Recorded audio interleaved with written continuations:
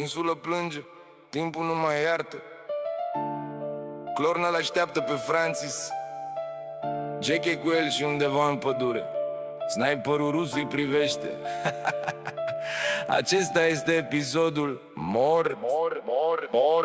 Oh my god, îl așteptăm pe Francis. Clorna speriat cu Jack după el panicați. Aleargă pe insulă, caută soluții, idei de scăpare. Dar timpul curge greu, parcă n-are răbdare. Francis îi spune lui Clorna: maxim 5 minute ajung. Dar timpul trece greu, iar băieții fug. Jack se tot uită după elicopter, pregătit să dea semnale. Francis transmite: va fi totul bine, mai 3 minute. Insula plânge, fiecare secundă doare. Francis îi spune lui Clorna: mai 2 minute. Oare?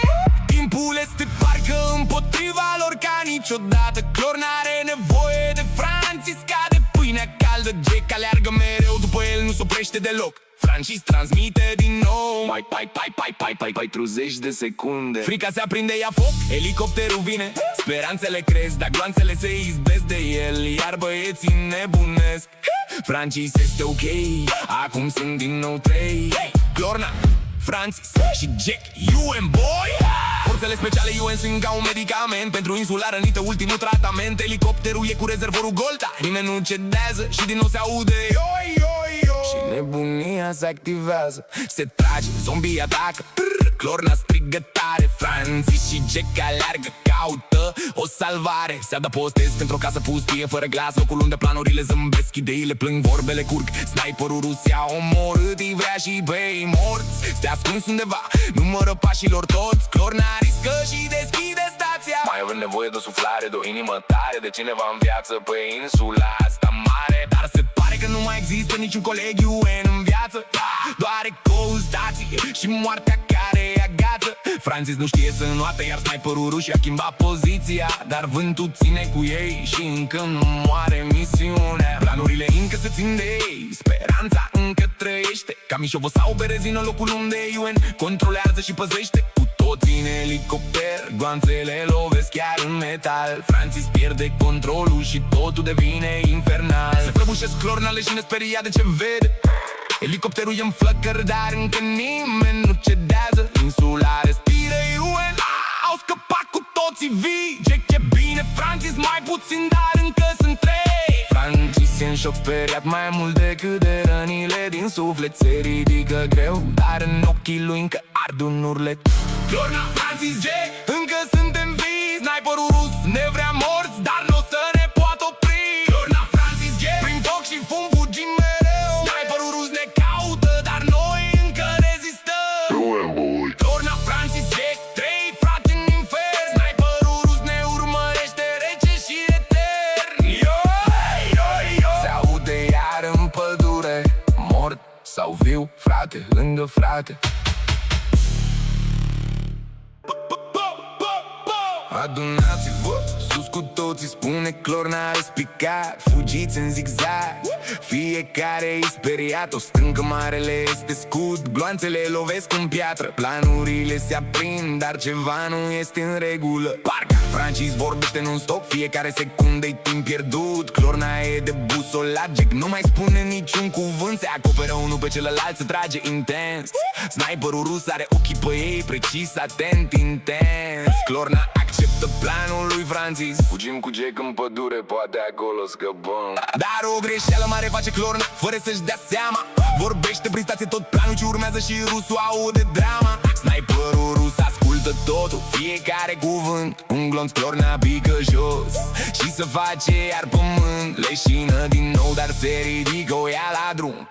După Francis și Jack, prin fum și scrum, nou plan, spune Clorna cu privirea către ei. Francis și Jack să tragă, să-i atragă atenția lui. Timpul trece, panica crește, dar băieții nu realizează că sniperul rus le știe fiecare mișcare și vânează. Cauza-i stația, ea le creează probleme. Rusul le ascultă planurile, le transformă în blesteme. Clorna aruncă o grenadă, Francis fuge, de-aia glonț, piciorul cade jos, iadul n-are orizont. Jack cu Clorna realizează într-un final adevărul, stația creează probleme. Rusul le cunoaște tot planul. Clorna înghide stația, no radio, no radio. Dă semne cu mâna, Întoarcerea devine armă din depărtare. Francis înțelege, dar e rănit. Ale și nața ridica din nou, a căzut zdrobit. Clorna strigă tare, capul sus, frate. Francis trage să atragă atenția, începe o nouă vânătoare. Se trage, nu, glumă, gloanțele taie aerul. Clorna-i dă un gons lui sniperul rus, se schimbă tot terenul. Se trage intens, fug, se despart. Sniperul rus trage după Jake, Francis trage spre rus. Clorna pândește, urmărește, apoi strigă tare. Jake trage, trage, trage spre. Fără ezitare, din nou împreună toți trei.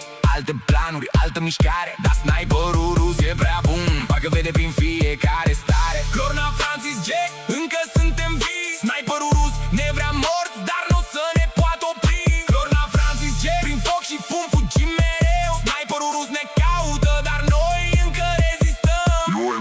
Clorna, Francis, Jake, trei frați în infern. Sniperul rus ne urmărește rece și etern. Se aude iar în pădure, mort sau viu, frate lângă frate.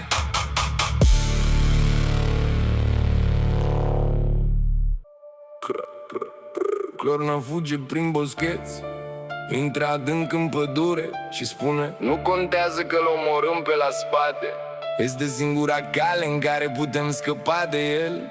Rusul ăsta e prea bun, trebuie să terminăm cu el. De când au oprit stațiile, sniperul rus nu mai știe nimic. Nu mai aude planurile, nu mai știe pe unde se mișcă în boi. Francis cu Jake trag spre rus, îl țin ocupat, iar Clorna e în spatele lui, ascuns și camuflat. Gândește, țintește, respir încet.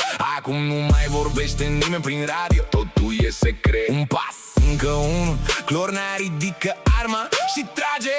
În sfârșit se termină drama. Sniperul rus cade jos, mort. Clorna deschide stația și spune: frate, este mort, băieți, haideți aici.